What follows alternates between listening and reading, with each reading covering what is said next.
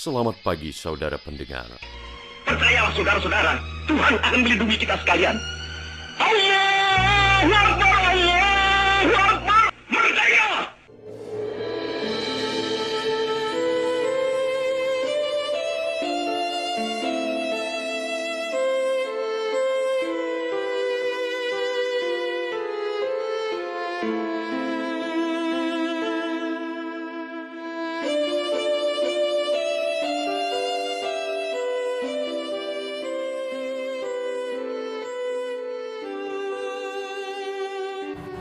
Pahlawan adalah mereka yang memiliki cita-cita yang besar, mampu memotivasi dan menggerakkan orang lain untuk bekerja keras dengan semangat patriotisme yang tinggi agar negeri ini bisa berdiri di atas kaki sendiri.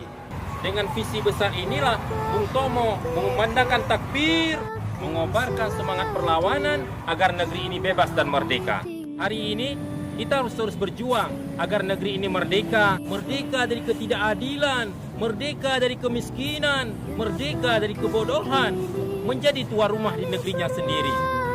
Salam hormat para pahlawan. Allahu Akbar, merdeka!